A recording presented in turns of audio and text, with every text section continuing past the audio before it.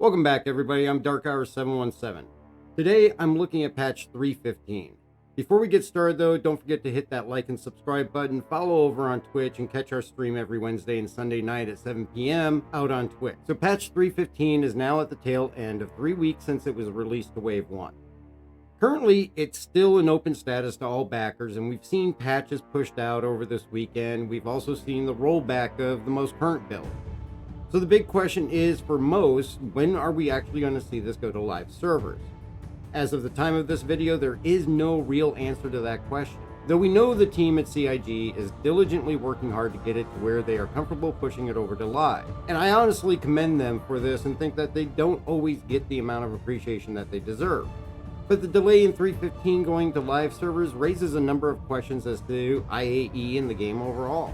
As we're all aware, IAE, or the Intergalactic Aerospace Expo, is scheduled for the 19th of November through the 1st of December. IAE was supposed to mark the implementation of patch 315.1.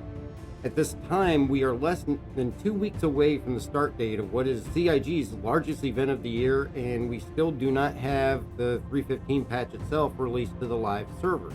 In the past, it has been cut very close from the time a patch came out and almost moved directly into the next one, having the PTU released for the next patch same day as the live push. Though I cannot recall a time when it's been this close to a major event and we don't at least already have the PTU up and running for testing of the exhibit halls, rotation of the floor displays, and event functionality.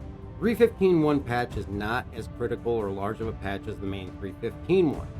The listed items for 315.1 consist of only the Redeemer, the Ares Starfighter, and the Size 7 guns that are mounted to them. But even in its small size, the functionality of the floor displays and renting capabilities and overall functionality of these two new ships still would benefit from testing.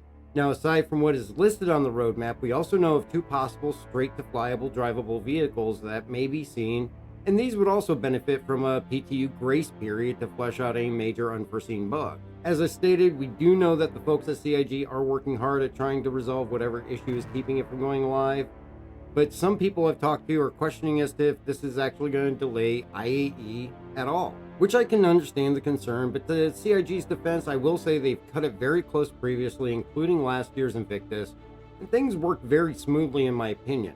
I truly believe that we at least have the fact that it's a new Babbage again in their favor, as this is a tried and tested venue for holding events. Having held last year's IAE as well as Invictus, both ran extremely smoothly, and what minor issues we had with IAE were definitely worked out in time for Invictus. Holding this in New Babbage means that they already have the event hall structures that make up the Tobin Expo Center already available and easier to deploy in live than an entirely new venue out in Orson. It also means that the reuse of the interiors is a huge benefit, and maybe just something as a color change for the banners inside may be needed to give it a fresh look. As far as functionality goes, in the last two events we did have several days of testing the transition from one manufacturer to another to smooth out any issues, and would think this would be needed to be done again, especially with the new floor display layout to incorporate all the new ships since the last event. So where does that leave us as far as the fact 315 has yet to go live? Will we see another patch attempt today, especially after the U version was rolled back due to a deadlock issue? Will we actually see 315.1 get postponed? Which may also mean postponing IAE. Obviously, the developers are under the gun and have a severely heavy weight on their shoulders as they continue to work on this. Do I think IAE will get pushed back? I really doubt it myself. This is the largest event of the year, and also the time that CIG gets their largest backing support. So I imagine any and every option is going to be sought out before they go to that length, especially with already releasing the dates for the event. Now, in no way am I saying it's impossible, it's just extremely unlikely. What other options could they have, though, if they cannot get 315 to live soon? That, I think, is something I'm very curious about.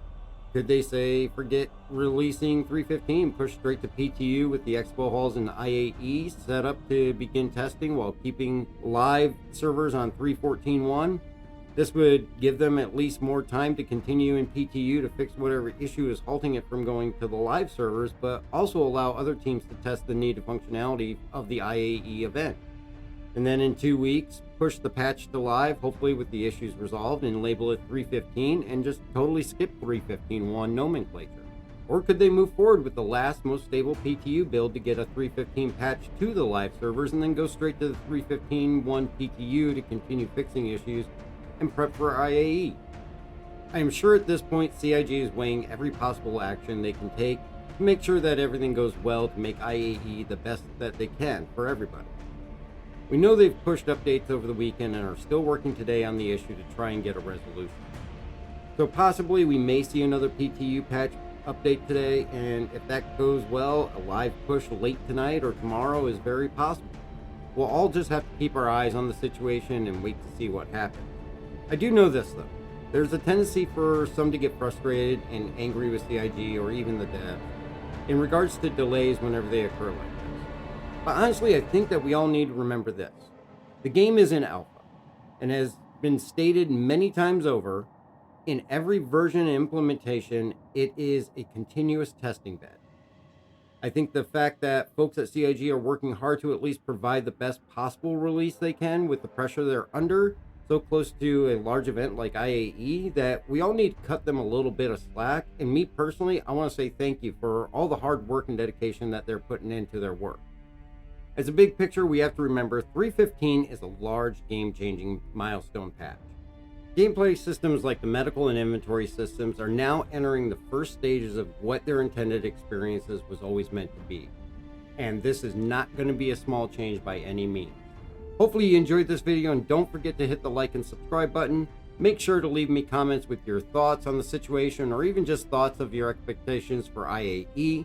Catch our stream over on Twitch every Sunday and Wednesday night at 7 p.m. Eastern Time, and if you want to help support the channel, click that join button. Check out our new memberships that now start as low as 99 cents a month, which will also get you into the monthly private stream for our YouTube members.